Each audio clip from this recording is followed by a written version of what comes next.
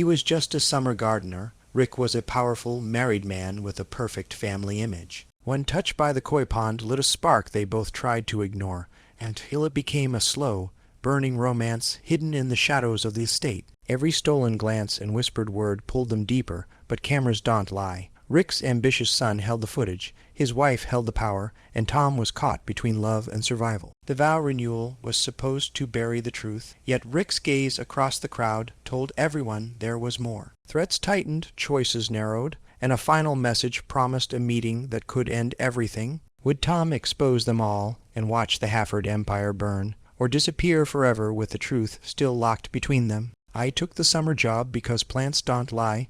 They either live or they don't, and if you look long enough you can tell why. People bloom for an audience and wilt in private, then swear it was the weather. Tom 20 for temporary by habit. I go where the work is and keep my backpack light. Gloves, pruners, a sketchbook with more smudges than drawings, and a roll of blue string I used to mark straight edges in a crooked world. Rick Hafford's world pretended not to know crooked. His house rose from the lake like a magazine spread that learned how to breathy setter in glass, a deck on discreet steel legs, a lawn cut so close you could read the mower's intention. My foreman handed me the address with a shrug. Big client. Don't scalp his grass, don't flirt, don't be late, I arrived early. The air was already heavy. The koi pond had a slow leak that turned the waterline into a hesitant whisper. I traced the cracked mortar with a fingertip. First time on this property. A voice called from the deck. I looked up and saw him, 54, tall, the kind of stillness that registers before anything else. Silver haircut practical, wedding band matte against tanned skin, a white scar along his wrist like a history kept out of press releases. First time, I said. Tom, Rick? He nodded at the pond. She's bleeding. We kept topping it off and pretending it was evaporation. You going to fix it? I'm going to tell you the truth about it, I said. Then wished I'd soften the line. Clients like confidence until they don't. He smiled, not offended. Start with truth. We can buy the rest. I unspooled my blue string and began to outline the hedge that had become a shaggy question mark. He watched. You always mark before you cut. Only where someone will notice if I get it wrong. He came down the steps. He crouched beside me and ran careful fingers along the heaved roots. Younger than I expected, he said. Older than I look. I cut a branch that had been pretending to be necessary. A woman laughed somewhere inside the house. Rick straightened the ring-catching sun. That's my wife, he said. We have guests this weekend. I'll keep to the edges. Edges don't keep to themselves. He left me to the work. I sank into the wrist measure, cut, clear, breathe. When noon hit, a shadow fell over me and stayed. I didn't look up until a glass appeared. Unsweet iced tea, Rick said. You look like a man who hates surprises. Depends on the day. He nodded at my open sketchbook. You draw, it's how I see the shape of a problem without the noise. Show me. He meant stand close. I'd sketched a thinner pond rim, a bench under the birch, a spillway that would talk softly instead of shout. This is kinder, he said, to sit with. I asked to admit things to. He set the glass down. You ever design for conversations people don't have until the light is wrong? I design for where the body goes when the truth finally lands, I said. You're not like the crews we usually hire. I'm cheaper, I said. And temporary, he almost argued, then a phone buzzed and he went. Holler if the pond tells you something I don't want to hear. By 4, I washed dirt from my forearms at the hose. When I looked up, he was mid-step. Arrested like head, seen something had been trying not to. Sorry, he said. Didn't mean to, it's your yard. I twisted the handle off. You fixed the line, he said. Plants don't lie, and people, they take their time. We're hosting tonight. If trucks are an eyesore, leave yours around back. It'll be gone before anyone arrives. Tom, he said. You did good work. I packed slow. At the gate he called my name again. If the pond needs more time, Rick said, come early tomorrow, before the sun. Plants like a head start. So do some conversations. The gate clicked shut with the kind of finality that only lasts a night. Back in my rented room, I stared at the ceiling and the blue string hummed in my bag. Some lines you pull to straighten. Some you pull, and the whole shape changes. By dawn, the mist held the lake like a rumor. I stood by the pond and listened. The seal needed cutting back to sound material, the spillway a gentler bite.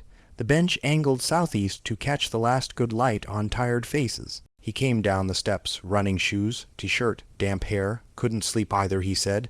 Plants don't lie. No, he said. They don't. We faced the water. In the black glass of the pond, two shapes stood close enough to be mistaken for one if you wanted a better story. I didn't touch him, he didn't touch me. We adjusted the hedge line, our hands close, voices lower than necessary. When the sun cleared the trees, it landed exactly where the bench would be. Tomorrow, he said, like a man borrowing time from his future. Earlier, I said, stepping into a day already costing more than it looked on paper. The next morning, I parked where he couldn't see my truck from the kitchen. Not because Head said anything, because I didn't want to be part of his breakfast view unless he asked. The grass still held last night's humidity, and I could feel it climbing my arms before I even knelt by the pond. Rick appeared without announcement. This time no running shoe-pressed slacks, a pale blue shirt with the sleeves rolled twice. Ready for the office, not the yard. He stood behind me long enough that I pretended not to notice. You didn't take my advice, he said. Which part? Earlier than most. He stepped closer, close enough to see the faint green stain where a leaf had brushed his cuff. The leak, deeper than we thought. You'll need to drain her down to the stone. He smirked faintly at her. That'll take time. I have it. Do you? I make time for what matters. His eyes didn't move from mine until a voice from the deck called, Rick, we're leaving in 10. Carolene. I didn't know her yet, but the name landed heavy in the air. He gave a small nod toward the voice, then back at me. You'll keep me updated. By midday, Mason showed up. Late 20s, perfect hair, sleeves too tight on purpose. He introduced himself like we were at a networking event. So you're the gardener, he said. Landscaper, right? My dad's been complimentary. That's rare. I didn't answer. You should know, Mason went on. He's loyal to a point. After that, you're just another expense. Thanks for the warning. Not a warning, advice. He glanced toward the house. And stay away from the deck after dark. He left without touching a tool, but somehow the space felt smaller after he was gone. That evening, as I coiled the hose, Rick came out alone. His tie was gone, the shirt open at the throat. He carried 2 bottles of beer. I'm guessing you don't do small talk, he said, handing me one. I do small sips. We drank in silence until he said, Caroline's with friends tonight. I didn't ask why he was telling me. She likes the city more than the lake, says it's too quiet here. I don't mind the quiet. I work better in it. He nodded at the pond. The bench you still see it southeast. Yeah, put it on paper. I want to see it. Inside the pool house, I spread my sketchbook on the counter. He leaned over my shoulder, so close I could feel the warmth off him. His breath slowed when my pencil moved. The air shifted, not suddenly, just enough to make my pulse change. That's good, he said, voice lower. It's not just placement, it's intention. I looked up. His eyes didn't move away. The sound of a car door slammed outside. He stepped back, the moment's ceiling shut as fast as it opened. Tomorrow, he said, and left. The next day, Carolene appeared. Mid-50s, sharp eyes, expensive ease. She offered me lemonade and a smile that felt like a test. Tom, right? Rick says you're talented. Trying to be. He respects skill. It's loyalty that's harder to keep. She left before I could answer. I realized both she and Mason had used the word loyalty like it came with a set of rules I hadn't read. By Friday, the pond was half drained. Rick came down in a sweatshirt, mug in hand. You're quiet today, he said, thinking about lines, how far you can bend one before it breaks. He studied me like he was trying to measure something. Sometimes you bend them until they forget where they started. The water was low enough to expose the crack. I pointed. There's your leak. He crouched beside me, shoulder brushing mine as he traced the fracture. Funny how damage hides under reflection. We stayed like that until his phone rang. He didn't answer, and I didn't move away. By late afternoon, clouds gathered over the lake. He came down again, no shoes this time, holding a short stack of old photographs. The pond before it got this way, he said. I flipped through them. Carolene younger, Mason a kid, 2 little girls I assumed were daughters. Rick in all of them, smiling the same way. You miss it? I asked. I miss parts of it, he said, eyes on the water. Then softer I don't have anything to miss. That made him look at me differently, the kind of look that doesn't fade when you turn away. The rain held off until evening. I stayed late, finishing the outline for the bench. When I packed up, the deck lights were on, and Rick was there, leaning on the rail, a shadow in the glow. You could stay for one more beer, he called. I could, I said. I did. We didn't touch, but standing beside him, the wet air between us humming, felt closer than some people ever get. I didn't know if we'd crossed a line, only that the hedge I demarked my first day was no longer the straightest one on the property. Saturday brought party preparators, tents, A rental bar that appeared on the deck like the house grew a new limb. I came early and found Rick already moving furniture, sleeves rolled. He didn't look at me until I was beside him, then gave a small, private smile. "Bench steaks arrive," he asked, "in the truck. Set them. I want to see the angle before guests show. I drove steaks and ran my blue string." The pond lay low and honest, crack cleaned and ready. When I pulled the string taut, his hand covered mine for a beat. We both felt it and pretended we didn't. Carolene drifted down in linen, phone to ear, eyes taking inventory. She ended the call and offered a smile that weighed things. "Tom, the bar staff need access along the hedge. Make a path that looks unplanned, sure, and park in the service lot today." She glanced at Rick as if completing an old story. When she left, he exhaled. "She likes order. Order is lines people agree to see," I said. "And when they stop agreeing, you redraw the map." By noon the house filled with money and laughter. I kept to the yard, trimming from behind the hedge, present but invisible. The bar asked for herb's eye, snipped mint and basil, and tried not to notice how good Rick looked in a navy blazer, tie loosened like an unkept promise. Mason arrived last, sunglasses despite the clouds. He flicked the string with a finger and watched it vibrate. "Got my dad redecorating feelings now," he said, "just giving the koi a better audience. Be smart, Tom. This house survives because everything inside it knows better. Everything. Everything that wants to stay." The first storm line rolled through at 6. Guests pulled under the tent and turned weather into a story they own. I covered cement bags and checked the deck for pooling. As I climbed the steps, Rick stepped into my path. "You're soaked," he said. "Come inside. I'm fine. It's not a question." He led me into the pool house, quieter than the main rooms. He handed me a towel and turned away, privacy that felt like intimacy. "You could wait here until the speeches," he said. "You giving one? I'm good at thanking people, less good at telling them why." He poured 2 fingers of bourbon. On the counter lay my sketchbook. He opened it to the bench plan and set a fingertip to the pencil lines. "When I sit here," he said, "what am I facing? Water," I said, "and truth if you want it. And if I don't, then you face away." A burst of applause from the house. Carolene's voice through a microphone, rich in contralto family, to partnership, to legacy. The words found their way through the door. Rick stared at the pool until it looked like a mirror he didn't recognize. He set the glass down. Tom, the door opened. Mason's head. "Dad, Mom needs you for the toast." His gaze took in 2 glasses and a damp towel. Something like satisfaction crossed his face. 10 minutes, when we were alone, Rick's jaw worked. "Stay," he said. "Please, for the rain, for me." He left. The toast lasted 9 minutes. The door opened again. Carolene. Up close, she looked tired in a way makeup can't fix. "Tom," she said softly, "you're skilled. We appreciate it. This house needs people like you, but it also needs clarity. I'm listening. My husband can be generous with attention. He doesn't always see what that looks like from outside. I'm here to work, and I am here to protect what we've built." She glanced at glasses, towel, my shirt. "No accusation, just a ledger. Use the service restroom next time, not this one. I understand. We're hosting again next weekend. I hope the pond will be finished." It will. When she left, my hands shook. Not from being scolded, from the way she didn't ask questions. People who already don't need answers. Rick didn't return.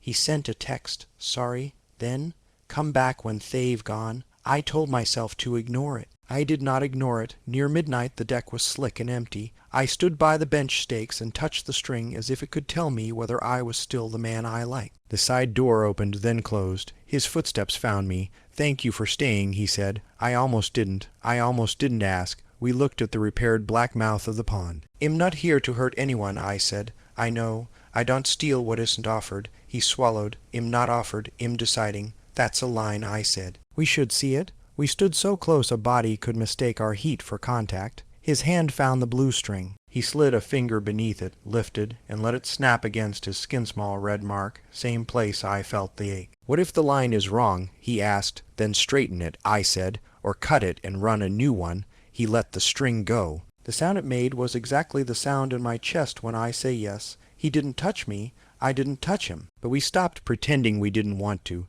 "Tomorrow," he said, and the word felt honest. "Tomorrow," I echoed. When I got home, a message from an unknown number waited. A grainy screenshot of Rick and me on the deck from some far camera. Bodies angled in a way that could be nothing or everything. The text said, "Careful where you stand. Cameras remember. No signature." I stared until the screen dimmed, then wrote back without thinking. I stand where the work is. 3 dots. Then, so do I? M.I. turned the phone face down and looped the blue string around my wrist until it stopped feeling like a boundary and started feeling like a promise I was sure I could keep. Mason didn't text again for 3 days, which is how traps are Buell-Cillins first. Proof later, I worked. I drained the last inches, cut back to clean stone, troweled new mortar, tuned the spillway to a softer voice. Rick came down twice a day, each visit shorter, like he was rationing contact the way people ration light in a storm. On the 4th night he called instead of texting. Pool house, 10.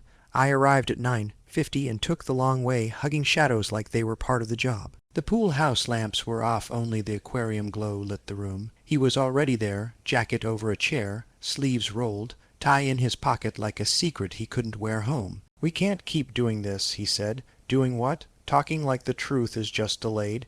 I set my sketchbook down but didn't open it. "Then don't delay it." He pulled the blackout shade halfway. The room got closer. He stepped toward me and stopped. I stepped toward him and didn't. We met where people either break or become honest. The kiss wasn't reckless. It was a careful question answered with both hands. His mouth pressed and retreated, returned and waited, as if he needed my permission twice. I gave it. We stayed upright, palms to jaw, forearm to chest, aware of every place we weren't touching. When we broke, the aquarium hummed and the world didn't end. "I'm sorry," he said. "For what? For how long it took." I left at 11:12 with the taste of him and the sense I'd chosen a future that would punish me. On the path, a red blink in the hedge marked a motion cam I hadn't placed. Noted, ignored, regretted. Sunday, Carolene hosted a thank you brunch.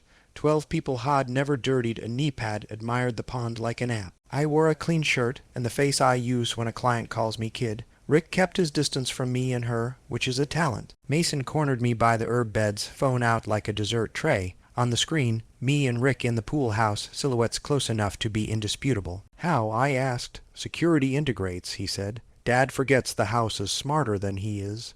"You sent it?" "Not yet. Leverage works better warm. Take a cash exit and a recommendation leave before you become a headline.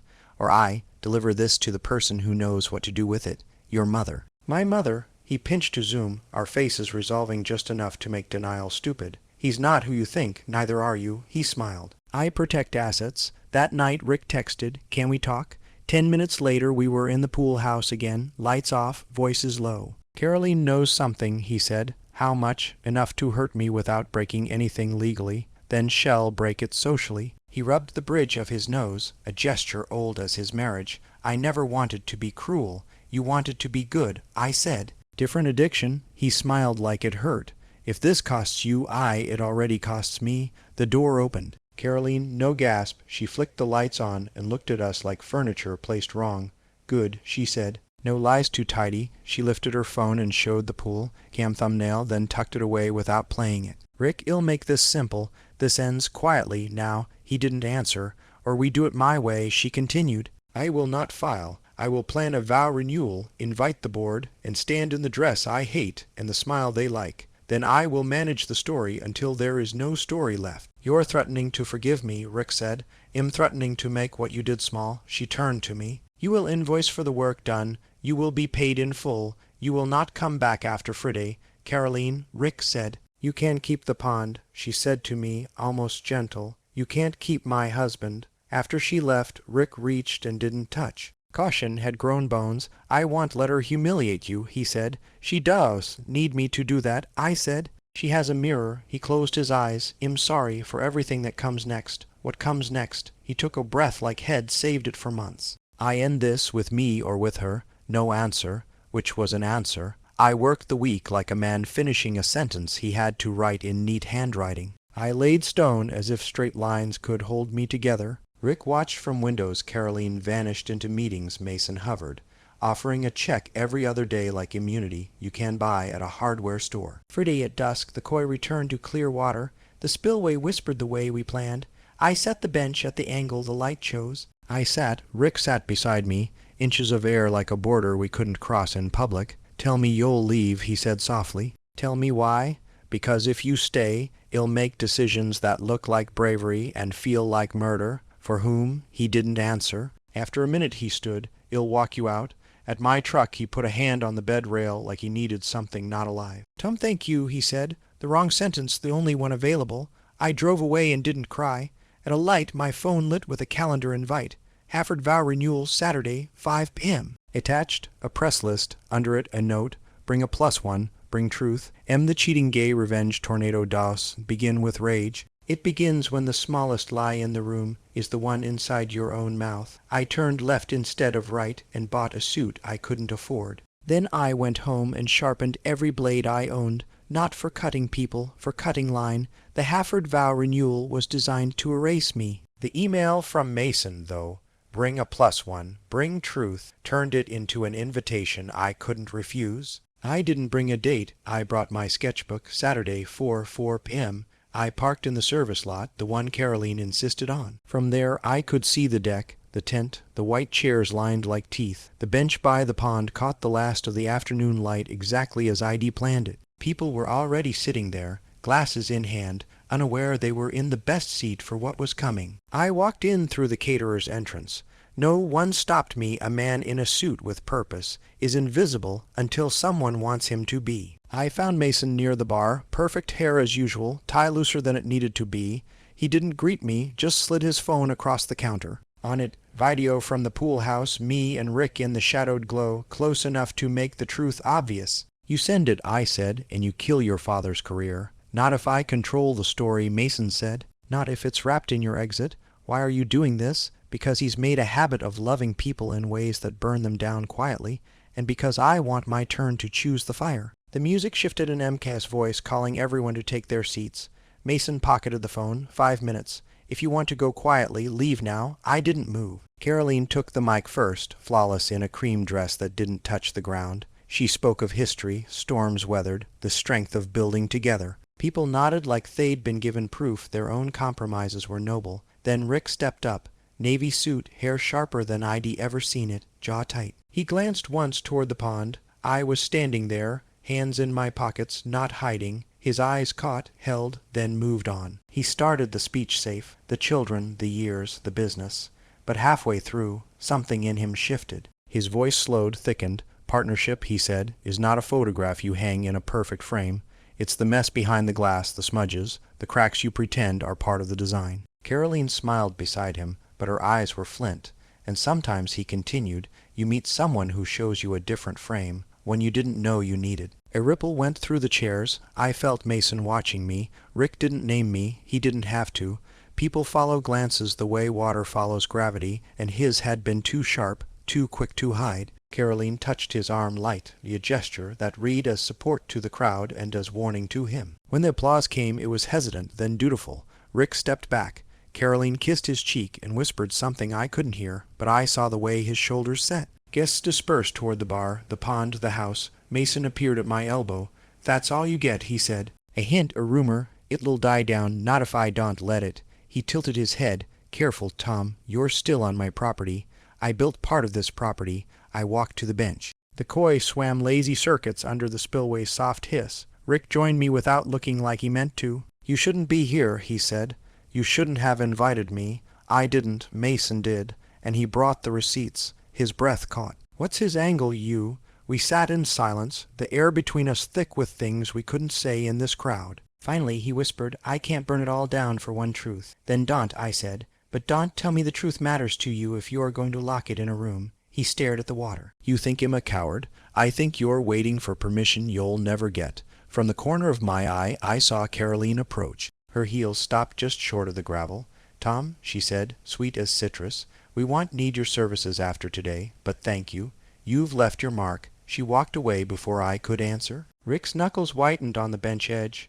"Come with me," he said suddenly, "to where? Somewhere that isn't here, and what happens when you go back?" He didn't answer. We both knew the shape of the silence. I left before the lights came on, walking past clusters of guests who had already begun retelling the afternoon in versions where I didn't exist. In the service lot, Mason leaned against my truck. "You didn't burn it," he said. "Not yet."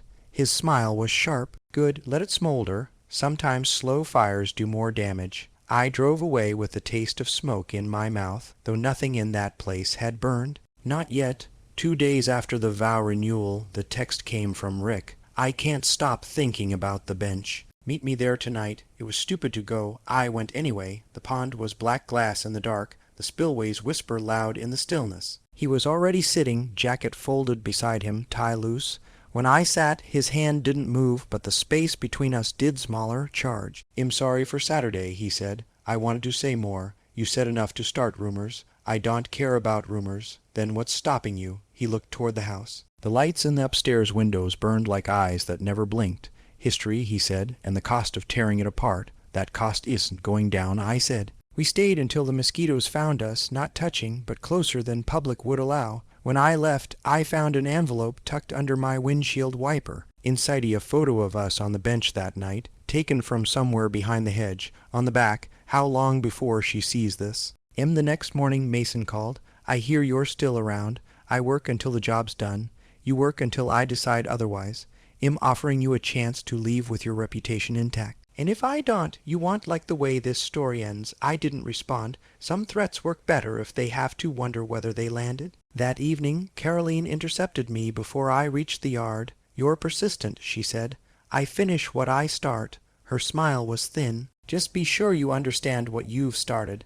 I wanted to tell her the truth wastes and hers to manage, but the words would have been for me, not her. She already knew. Over the next week, Rick found reasons to come outside during my coffee breaks, checking the angle on the bench, once bringing me a sand, which he didn't touch himself. The conversations were short, but each one chipped away at the wall head built for decades. Then one afternoon, mid-August heat heavy enough to press the air down, he asked, "What would you do if you were me? Stop pretending the water's fine when it's leaking." He laughed once without humor. "Easy for you to say. You're not holding up the house. Maybe that's the problem." That night I got another envelope. This time no photo, just a USB drive. I plugged it into my laptop and found folder after folder of security footage. The pool house, the deck, even the path to the bench. Dates, times, angles, enough to make denial impossible. Mason's note read, "Decide who sees it first." The next morning Rick didn't come out. At noon Mason did. He set a manila folder on the hood of my truck. "This is your sign it, take the check and disappear." I slid it back, not my style, then enjoy the fallout. By evening, the footage had made it to Rick. He texted, "We need to talk." We met in the pool house, door closed, blinds drawn. He looked older than I'd seen him, like the air had been let out of him overnight. "She saw it," he said. "Carolene," he nodded. "She's not speaking to me. Not yet, which is worse. What do you want me to do, leave, before she decides what to do with you, and you?" He shook his head. "I can't ask you to stay in this. You already did. We didn't touch. We didn't even stand close." But when I left, the air in the room felt like the aftermath of an argument we hadn't had yet. That night, another text from Mason. Tick-tock. And for the first time, I started to believe him. The slow fire waste going to burn the house down all at once. It was going to take each of us in turn, until there was nothing left but the frame. Friday evening. My last scheduled day. The pond was flawless, water spilling in a perfect arc, the bench catching the exact light we'd measured for. I was packing tools when Rick came down. No jacket, no ring. "She's filing," he said. "Lawyers Monday." I waited for the rest. "I told her it wasn't you," he said. "She didn't believe me. What happens now? I lose the house, maybe the business, maybe the kids." He looked straight at me. "I don't care about any of it as much as I care about not losing you. It should have been enough." But over his shoulder, through the kitchen window, I saw a Massenphone in hand, recording. "You're still in his frame," I said. Rick turned, saw him, and something in his face went cold. He started toward the house. I stopped him. "This is what he wants," I said. "A war he can win in daylight." "What do you want?" he asked. I didn't answer. I left the bench, the pond, the blue string coiled on the deck rail. As I reached my truck, Mason was waiting. "You could have taken the money," he said. "You could have had a father worth protecting." He smiled like I'd just proven his point. "Oh, I'm protecting him. Just not the way you think." I drove off without looking back. Half a mile down, I pulled over, opened my phone. The video was their pool house, bench, every glance and touch. I hovered over send, scrolled to Carolene's name, then Rick's, then Mason's. My thumb rested, the wind from the lake rattling the truck door. If I hit send, everything burned. If I didn't, the slow fire kept eating from the inside out. I thought about the bench, the way the light found it at the end of the day, the place we built for conversations people weren't supposed to have. And then the screen lit with a new message from Carolene. Subject, the bench, body, We need to talk. Tonight, alone, I looked at the road ahead, at the lake, at the phone still glowing in my hand. Somewhere, someone was going to lose. I just had to decide who.